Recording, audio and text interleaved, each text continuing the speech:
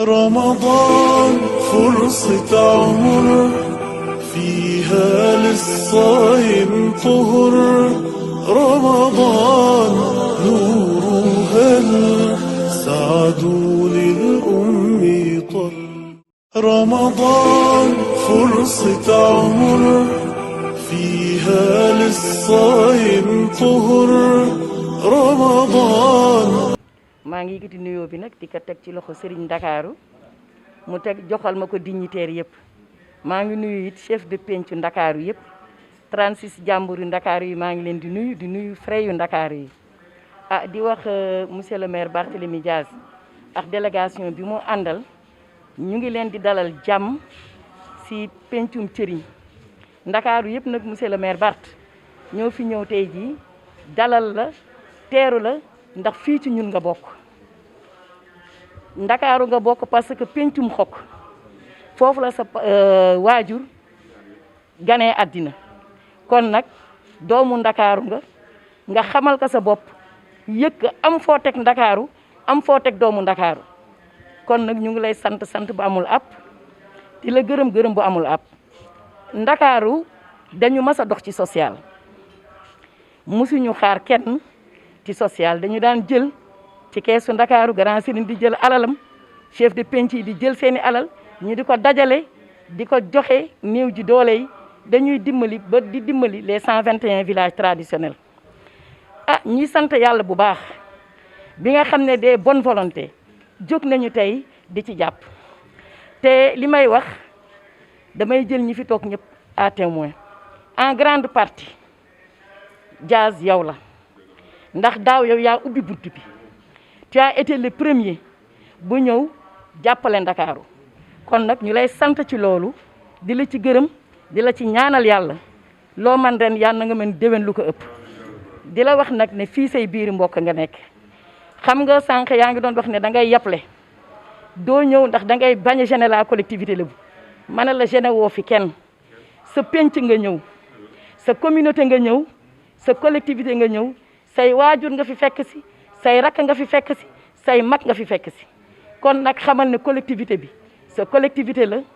te ni nga ñu téye noonu la ñu téye ñun Dakar ku ñu yëg la ñu soxla ndax nit ki mënoo ko may loo xam ne amu ko wante nag yëg-yëg ak fonk nit amul lu ko nit mën a fayee nit lu ëpp loolu kon nag maa ngi lay sant di la gërëm di la ñaanal une fois de plus yàlla na yàlla leeral sa yoon. ñuy leen yéen ñëpp ku nekk ci turam ak ci santam leen di jox seen wàccuwaay maa nga doon wax léegi nii suma nijaay di sa xarit di tonton Soter ba ma koy ne semaine dañoo ñuy waxtaan ci sa waxtaan ci sa wax sax mu ne ma soo ko gisee nga nuyul ma ko parce que dama ko waxoon semaine bi dañ fi noonu ñëw pour indi ay suñu contribution ci Ramadan bi ma waxoon ko tamit dinaa la ñëw seet si pour ñu waxtaan ci ëllëgu Dakar. parce que politique mënul yàq Dakar dafa am histoire Dakar mooy capitale de l'AOF kenn norul am sañ-sañ ndax politique nga bëgg a fooye Dakar wala ëllëgu Dakar bu ci des tamit dinaa la ñëw seet si te dinaa ci ànd ak suma mag suma jigéen madame le maire Ngoné Mbengue pour ñëw waxtaan ak yow surtout sur l'avenir des pêcheurs parce que il faut que ñu doon benn say pour mën a sensibiliser l'État du Sénégal ci licence de pêche yu ñu signé licence de pêche yooyu mi ngi gàllankoor une bonne partie de la population dakaroise maa ngi woon Soumbédioune yàggul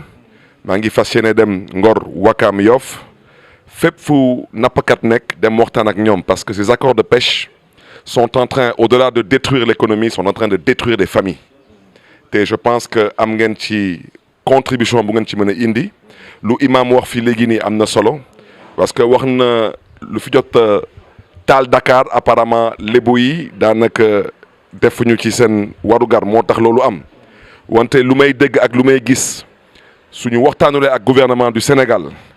luy ñëw nii mooy yées lu fi amoon parce que licence de pêche yi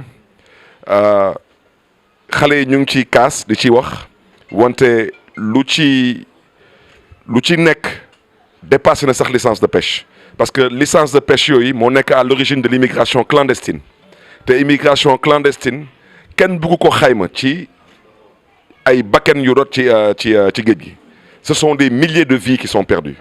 Donc je pense que la communauté lébou a un grand rôle à jouer en termes de sensibilisation par rapport à ces licences de pêche. naam dëgg la ressources halieutiques gouvernement du Sénégal moo koy gérer wante je pense que lépp lu ñu la dénk nga koy gérer da nga koy waxtaanee ak ñu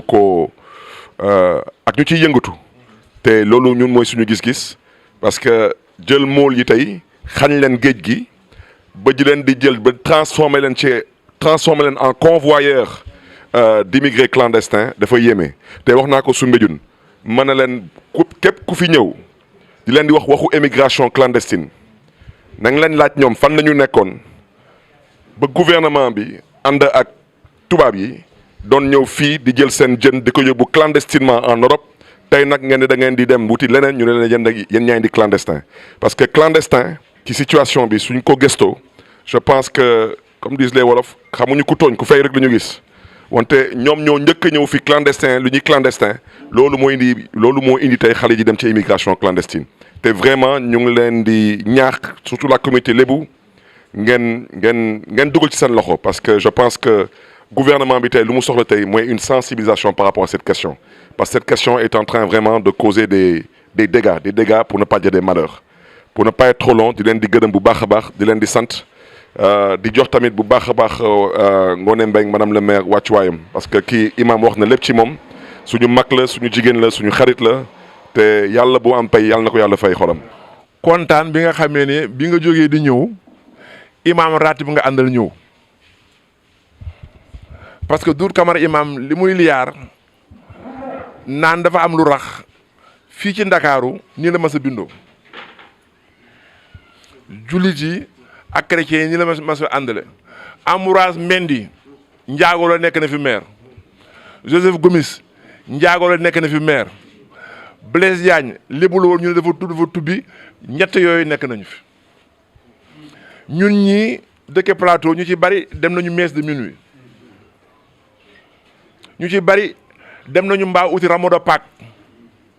ñu ci bari mel ni man jaay nañu rameau Pâques buntu église Malenfant ànd ak seen nijaay Soter ak sa papa Jean Paul Diaz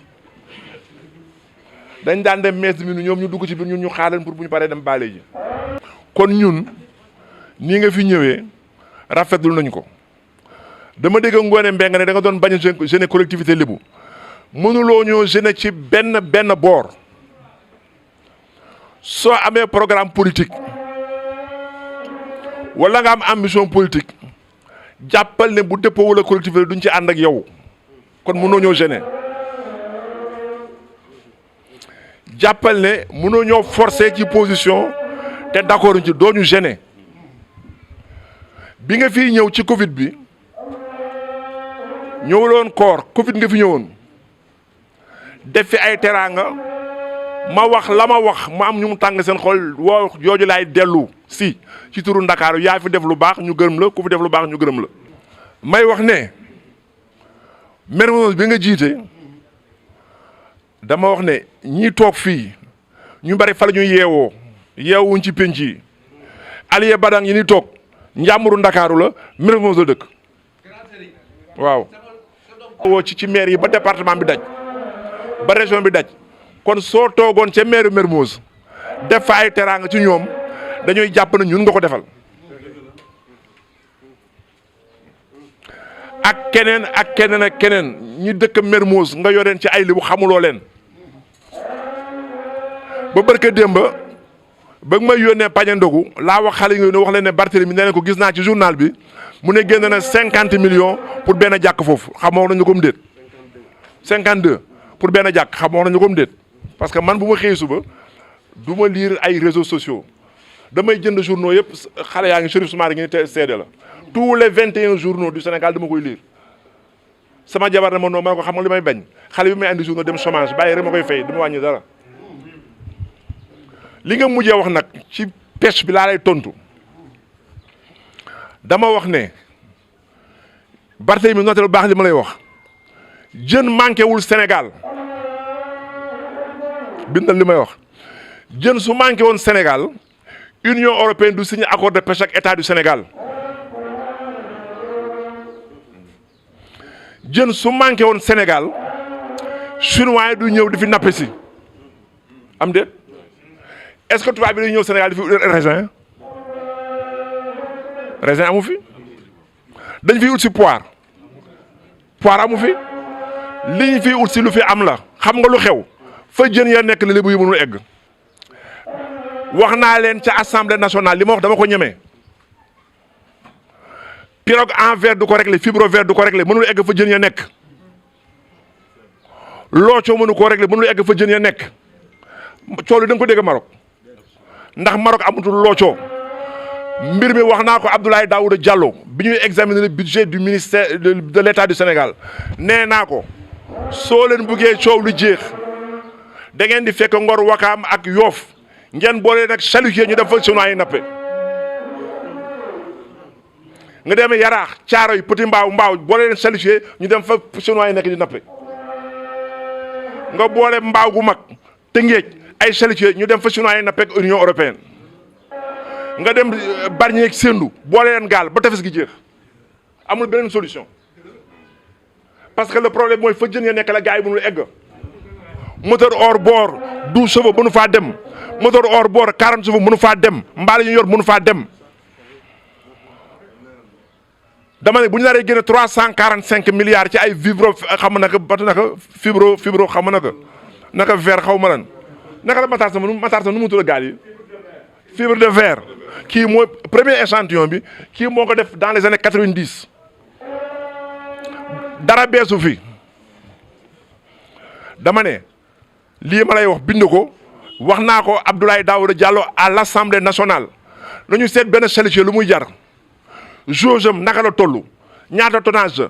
bu fekkee ne chalutier yooyu dafa jógee Ngor def 4 marées bu nekk nga chargé 200 gosses boo dellusee jën yi fi nga koy tuur jën dootul manqué ñaareel ba xale yi dañu am revenu troisièmement toute la chaîne est contrôlée par les jeunes Lebu elle n'est pas ailleurs la solution amul beneen solution moteur yi Macky Sall da ko subventionné ñu jël ko jox ko ñoo xam ne ñu ay nappkat ñu jël moteur yi di ko loué xale yi c'est ça la vérité amul 400 solutions bu ci sonn dama ne boo jëlee chalutier boo xam ne day chargé 200 tonnes de poisson bu demee géej tuur ko fii wax naa assemblée nationale leneen ce qu'on appelle les infortunes de mer mooy gaal yu toj biir géej moo ëpp calamité yi am ci mbay mi te y a un fonds de calamité pour l'agriculture te on n'a pas créé un fonds de calamité pour la pêche yi ngay wax yi wax naa ko xam nga boo la mu saf seen gémmañ man suñu wax duñ ma déglu lii ngay wax yow wax naa ko ba denc ci détails yii may wax assemblée nationale leneen géej gi li muy rapporté mbayum gerte du ko rapporté gerte bu neexee ba neex même bu kilo bi jar 250 boo bayee une tonne 250 000 ngay am wàññal ci Sénégal ñaata béykat ñooy bay une tonne seet ko budul gros producteurs yi boo demee kër gu nekk laa wax benn béykat du ba 2 tonnes 3 mois te mbaal bi bu ko nee bàcc ci géej gi boo xëccee gën a 30 millions. tey boo demee Sendou bañ fa àndee premier vendredi de chaque année fu gaalu Sendou terre lu fa génn ñu ko ànd ci dëkk bi tabax nañu mosquée 750 millions sans la contribution de personne. La solution est là bu ñu ci bokkee ànd foofu la nekk gis nga 345 milliards yu local fi sëji birk démb ak sirna c'est de la perte man maa ko wax bu ñu ko jëndewulee charité du jariñ dara parce que xale yi mënuñu cee dem géej 750 kilomètres de côte kooku benn affaire la amul benn aquaculture marine bu ñu développé au Sénégal aquaculture continentale la ñu fi def muy génn ay waas c'est pas un poisson noble diggante ma ne ñi may ànd ak man may réfléchir ci collectivité bi xam nañu ne bés boo ñëwee sama kër ba ci tiroir yi am naa étude boo xam ne Doudou Pathé Ndoye docteur vétérinaire moo ko def pour nous proposer la création d'une usine pour les aliments de poisson proposer ñu aquaculture en milieu marin mais kooku wax du daan ñi Abdoulaye Matar ay nit lay ut man utuma nit je ne cherche pas de poste je ne cherche pas de fal lu avancé dëkk bi laa bëgg et j'ai ces études dans mes tiroirs yi ngay wax yi yëpp question boo ci génne moo xam le pélagique moo xam le démersal dama ne amul lu ma ci réer xanaa moo yóbbu génne xam naa li may wax Matar Sanu Mbengue ngi nii fii la xaritam ngiraan mbay nangul tudd ngiraan naka yu si ngiraan moo jógee France andi fi ay chambre froide d'occasion ma woo waa Caaro yi am déet mu ci parle sur le témoignage pour wax yéen suñu préoccupation la ne ñu nekk ci tefes yi seet Matar Sanu Mbeng il est directeur général à fële Solida soo leen ko seeti NTI moom directeur général bi soo leen d'accordé moo Youssou Ngiraan ñu andi leen dafa leen chambre froide ngeen di fay ndànk-ndànk ñu may tànqamlu ñaata chambre froide la woon 7 chambres froides te tey jii boo yore sa chambre froide def ko fii kilo orange 1000 francs ngay fay chambre froide la jël 2 tonnes 1000 francs parce que 2 millions par semaine gis nga chaîne bi yëpp la maîtriser mais da ngay wax duñ la déglu bi ci des bu ñu foogee ne ñun dañuy politique yi collectif dañu nax seen bopp ñun politique li collectif livre li ñu ci bëgg dañuy jàpp ne nii imam wax moteuru Sénégal la ñi ci def ay locomotive la su Dakar demee ñëppay dem c'est pourquoi nous on parle plus quand tu parles au Dakarois tu parles au Lébou mais quand tu parles au Lébou c'est pas évident que tu parles à tous les Dakarois kon il faut que ne te gêne pas moi je suis libre de mes propos parce que j'ai la conscience que ma seule préoccupation c'est le développement de notre pays kenn du ma ci génn les solutions sont là parce que boo génnee pêcheurs yi bu ñu dematul géej xale jandeer yi demaduñu géej parce que kenn dootul dem géej les solutions sont là moo tax parfois booy wax dama naan seet dama sama jarbaat baax na ñëw di waxtaan dama ko jox ay solutions gis nga kon lii nga wax ci Ndakaaru wax ko ci pêcheurs yi ñun ànd nañ ceeg yow ñaari affaire dañ ko dépassé dialogue islamo-chrétien xamuñu ko pour nous ça n'existe pas en tout cas waa Dakar ça n'existe pas donc lii nga def fii ci weeru koor kilifa yi yëpp ñëw fii ñii ñëpp kenn ku nekk su ma la joxoon parole ci teraanga ji fi nga andi lii ma wax lay wax imam maa ngi lay gërëm bu baax a baax di gërëm Barthélemy 19 communes d'arrondissement moo fi am Aliou Ndo yëgal na ma ne mu ngi pare ñëw ak yow Barthélemy déggatuma beneen maire ak maire ville Dakar bi fi ñëwoon ñun nag la Ahmed Diène waxoon ndim si yàlla Samba Gueye ba Samba Gueye defaraate hôtel de ville ba peinture ko woo leen ñëpp ne gaa yi kaa leen xool li ma liggéey gaa yi wër maire yi ba tax mu ne kontaan ngeen Ahmed Diène ne ko xam nga lu xew mu ne déet mu ne ko peinture miir yi peinture biiru li ñee ko gën kon la fonction sociale est une fonction maîtresse fondamentale dans l'action municipale soo ko weddee nga dem seet yàlla décret de 1919 ou 20 gis nga les secours municipaux sont adossés sur ce décret français de 1919 ou de 1920 vérifiez-le xam nga lan moo andi problème mais tous les maires du Sénégal dem di campagne naan damay defar goudron damay defar tali bu la ko santé c'est les fonctions de l'État kenn ku nekk boo delloo ci la nga mën yéen bi oyof kon yaa ma yow sa discours moo ma andi ci loo xam ne dafa jéggi li la fi andi waaye yëpp ci barke bi la topp ñu ngi lay ñaanal nguur maa koy joxe ku ma soob ba tey tekki rek waxul dama koy nangu de maa koy foqati waxul nangu de maay foqati nguur ci jamono bu ma neexee gis nga ñun ñi ñëpp bu ñu dajale woon di utal ngóone mii nguur te yàlla d'accord du am ñun ñëpp bu ñu doon fexe pour mu bañ a nekk am nguur te yàlla dogal ko dafay am ma jox la benn exemple tëj borom xam-xam yaa ngi toog yonte yàlla Moussa yàlla ko booleeg benn convoi bu ñu Xadir du noonu mu ne ko dañuy ànd wande boo buggee ñu ànd loo gis bu ne bu ma laaj lu tax ma jël ci benn exemple bu ndaw rek pour wax la nguur am na ñetti exemple benn bi dafa toj gaal gi benn bi dafa daaneel mur bi benn ba jël xale bi rey ko ma yam ci xale bi yonte yàlla Moussa la bàyyi Xadir ñu dem ba gis benn xale Xadir jël ko dóor bopp bi ci biir xale bi dee yonte yàlla Moussa ne ko lu tax nga rey ko fekk war na ko bu ma laajte dara foofu lu ñu taxali ko ñoom ñaar mu ne ko xale bii su dundoon day nekk bu rëy ñii ñëpp moo tax ma rey ko pour jox la benn exemple ci nguur kon sabab lu ngeen am ay ambition buñ ci tolloo boo ñëwee fii boo convaincre gars yi kenn ku nekk wax ngay waxal man li ma xam mooy ñii toog fii Matar Diop mu la laay joxe exemple toujours ba ñuy def élection présidentielle yaa ngi ni toog yaa ko wax ci kanamu ñëpp masuloo woteel ku dul Ablaye Wade yaa ko wax. wante que ba collectivité taxawee ñu ne bii position la ñu jël nga ne pour la première fois ma bàyyi ma ànd ci collectivité lébu moo tax man du ma jël ay décisions individuelles buñ ci eggee dañuy woo ñëpp wax ne lii ak lii position bu gaa jël ci 19 penc ñu wër ko pour le statut de la ville de Dakar bu te poser problème man position bi ma jël ci ville de Dakar incha allah du ma ko changer. La ville de Dakar doit être une institution au sein des institutions municipales ou territoriales dans ce pays. Une métropole ne se décrète pas, elle se construit avec le temps. Mais on ne peut pas, une métropole se construit, c'est sur des siècles. Ce n'est pas par un décret concret de métropole. te loolu buñ ciy waxtaan dañ ciy war a waxtaan ak borom xam-xam yi waxtaan ci ak borom xel yi parce que Dakar ni nga ko waxee fa mu tàmbalee ba fii mu toll amul benn capitale ci Afrique de l'Ouest boo mën a tënkale ak Ndakaaru Abidjan Ndakaaru nekk na capitale pendant plus de 40 ans mu door ko nekk Douala n'en parlons pas ak feneen ak feneen ak feneen te bi loolu yëpp weesoo nag bu dee lu moderne fii Dakar toll ci modernité amul benn capitale par rapport à sa position géographique à sa situation géopolitique rawatina nag fii suñu géopolitique bi toll nous sommes dans une ceinture de feu nous devons avoir la prétention d'être la capitale de la sous-région.